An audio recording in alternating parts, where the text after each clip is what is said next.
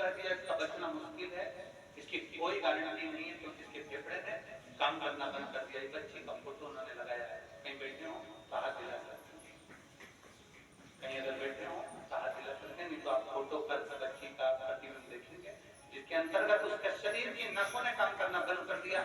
Doctor ने एक बीमारी बता दी जिस बीमारी के अंतर्गत इसका इलाज नहीं है और ये बच्ची का समय कम आएगा।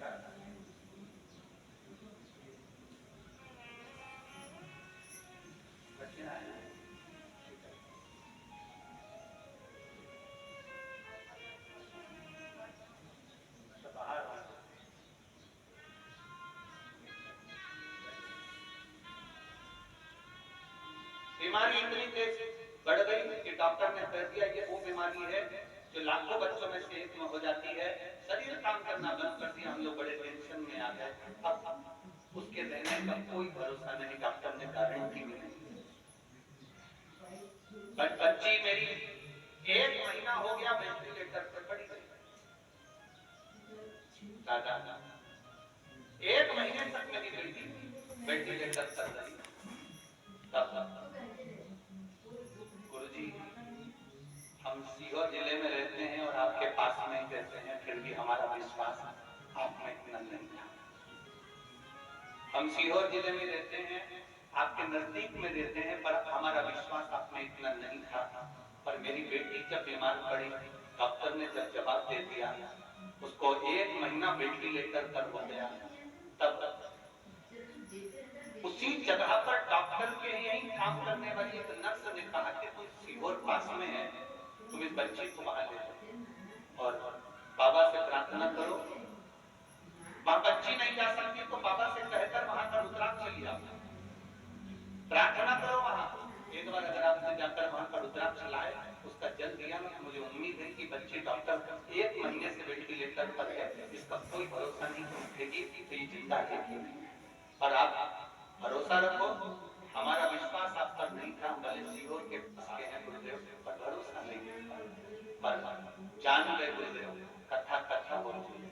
हमने डॉक्टर से कहकर बच्ची के कानों में हेडफोन लगा दिया और कोमा में पड़ी हुई बच्ची को, उस वेंटिलेटर पर पड़ी हुई बच्ची को शिव महापुराण की कथा मोबाइल से सुनाना प्रारंभ करी, जिसके 1.5 घंटे बाद बच्ची के शरीर पर हलचल उत्पन्न हुई और बच्ची के चेहरे पर रोना आई। तब शिवजी पे चढ़ा हुआ जल उसको दिया और बेलपत्री दी।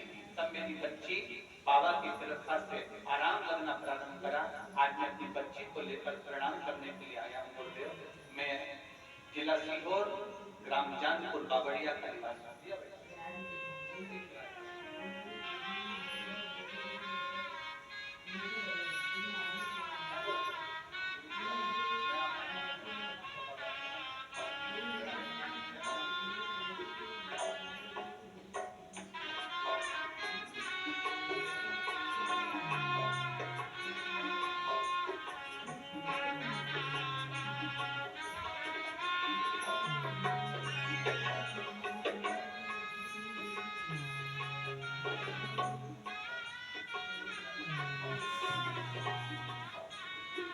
इसकी पूरी रिपोर्ट मैंने पीछे लगाई है, हॉस्पिटल की पूरी रिपोर्टें लगाई है।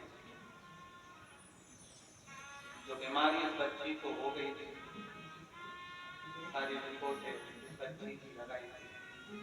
शिव तत्व है वो बड़ी, हमारा तो इतना सा कहना है, आप सीहोर वाले महाराज पर भरोसा मत करो, पर मैं महादेव पर भरोसा करूंगा।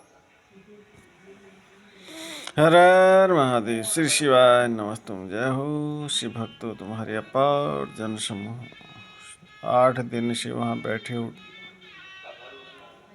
बगैर छत के। का भरोसा खाली नहीं है। हम पहले भी आप लोगों को कहे हैं,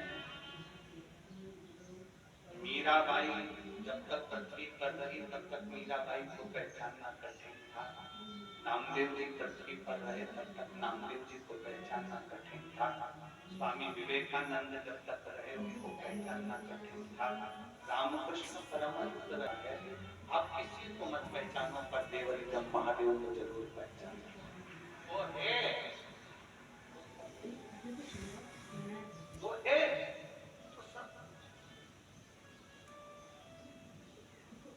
पहले आपको लगता हो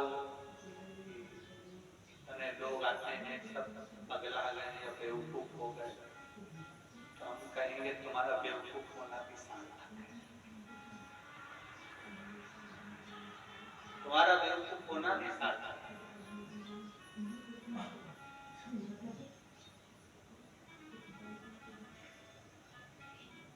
इतने भी समझदार मत बनना कि शंकर को पहचान ना पाओ और अपनी पूरी जिंदगी आप व्यर्थ में गवा दो, इतना भी समझदार नहीं।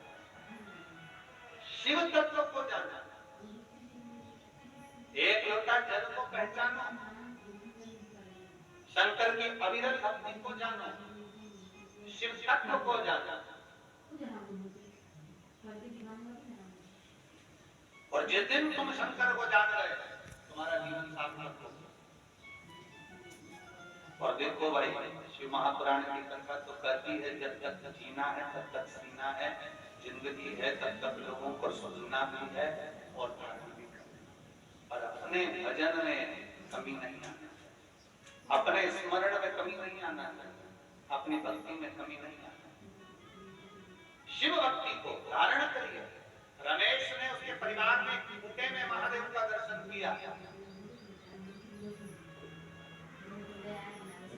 एक खूंटे में महादेव का दर्शन किया, एक खूंटे में।